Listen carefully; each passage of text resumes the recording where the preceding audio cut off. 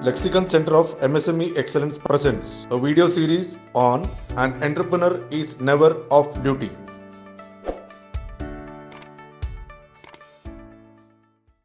नमस्ते प्रदीप जी। नमस्ते।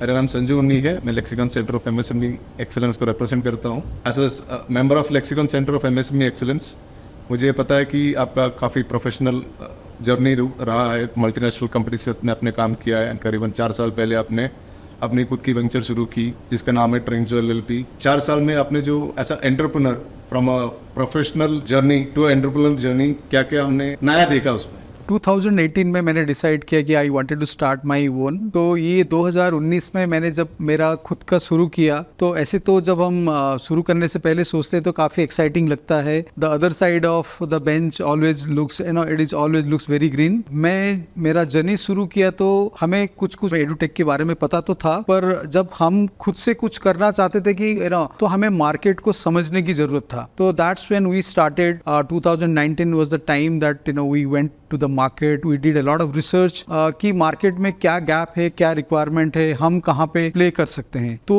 वहाँ से हमने 2019 में ज़्यादातर हमारा market research, data collection, market को समझने में ही ज़्यादा समय गया। And when we started really working for the market, जब शुरुआती था, देन 2020 में कोविड लैंडेड। तो वो पीरियड हमारे लिए काफ़ी मुश्किल भरा था क्योंकि हम मार्केट में बिल्कुल इनिशियल स्टेज पे थे, बिल्कुल स्टार्टिंग फेज पे थे और उस 2 साल में हमें समझ नहीं आ रहा था कि हम ये क्या करें। Beginning of 2022 again started market started सेपिंग up. तो हमने अपने आप को संभाला और मार्केट में फिर से हम जैसे पहले वर्क फ्रॉम होम हमने करीबन 1.5-2 साल दिया। फिर से 2022 से हमने ऑफिस जाना चालू किए और हमने शुरू किया कि हम क्या क्या कर सकते हैं और अपने प्रोडक्ट को फिर से रिविजिट करना शुरू किया। And 2022 was the time actually we redefined our product and services. Business शुरू करने से पहले रिसर्च करना चाहिए। आई थिंक एक चीज समझना पड़ेगा जो कि मैंने सीखा था मेरे MBA पीरियड में कि बिफोर गेटिंग इनटू मार्केट, आप before going to market at least you do a basic research of any product. क्योंकि कई बार होता है कि हम एक्साइटमेंट में बिजनेस शुरू करते हैं और हमें बिजनेस की पेन पॉइंट्स पता नहीं होता है। आज के एक दिन में जो सक्सेसफुल दिखाई देता है उनके काफी साल वो बिताते हैं उस बिजनेस को खड़े करने में। तो मेरा था कि मैं अगर कुछ रिसर्च करके मुझे नेगेटिव आता है तो कुछ लॉस ले लूंगा, पर गलत चीज मार्केट में लॉन्च नहीं होना चाहिए। And that was the reason that मुझे लगा कि मार्केट रिसर्च एक पहला स्टेज होना चाहिए मुझे before I enter into the market. जितने बिजनेस ओनर्स है, जितने एंटरप्रेन्योर्स है, जितने स्टार्टअप्स है, उनके लिए आपको एक स्ट्रॉन्ग मैसेज मैं फील कर रहा हूँ कि ये होना चाहिए कि कोई भी बिजनेस शुरू करने से पहले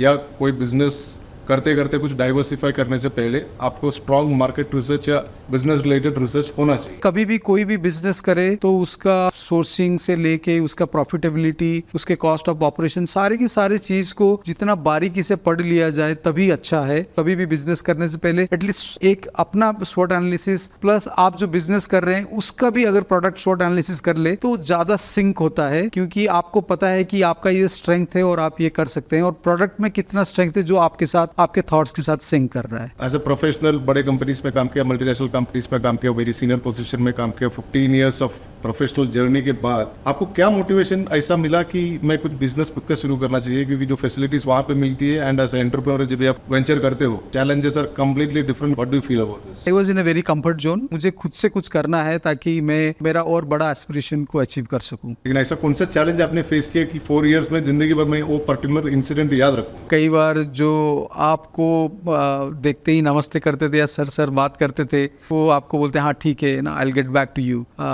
कई बार आपको लगता था कि जॉब में जब थे कि नहीं ये लोग मुझे हेल्प करेंगे, हर बार ही वो ऑफर करते हैं, पर जब आप एक्चुअली में बिजनेस में होते हैं तो लगता है कि वो आपको इग्नोर करना चालू करते हैं। और कुछ लोग हैं कि ऐसे भी टिप्पणी करते हैं, अच्छा अब तुम्हारा बिजनेस का शौक पूरा हुआ कि नहीं। तो कई बार कुछ लोग अपने से आके जूनियर लेवल की पोजीशन खुद से ऑफर करते हैं, तो कई बार बुरा लगता है। बट आई थिंक यहाँ पे रेजिलियंस जो है वो दिखाता है कि आपका कितना रेजिलियंस है। अगर ये चीज़ को आप फेस कर पाते हो कि नहीं, ये अगर फेस नहीं कर पाते हो तो वहाँ पे योर एंटरप्रेन्योरियल जर्नी वहाँ पे खत्म हो जाता है। जो MSME से इंडिया में उनके लिए एंड स्टार्टअप्स, स्पेशली स्टार्टअप्स के लिए आप क्या मैसेज देना चाहो? कोई भी बिजनेस इमोशनली ना करे। एमएसएमईज नॉर्मली चैलेंजेस लेना पसंद नहीं करते हैं, बिल्कुल कंफर्ट जोन में रहते हैं। ऐसा बिजनेस ना चुने जो कि स्केल अप नहीं हो सकता, ऐसा बिजनेस ना चुने जिसमें आपको प्रॉफिट आने में बहुत समय लगेगा। So you should really choose the business which will give you at least some result instantly, and do not take any business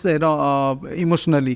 For example, if you're doing a business that your father or grandfather was doing, it is not necessarily that business still exists, give you good return. Probably you can choose a different business. Pradeep ji, आपका valuable समय हमारे साथ में बिताने के लिए बहुत बहुत धन्यवाद। Thank you, Sanju sir, for inviting me, and I wish all the best to Lexicon Center of MSME Excellence. लोग जो कर रहे हैं, I think you're doing a great job by supporting MSMEs strategically and in terms of guiding for their business. I really wish you all the best.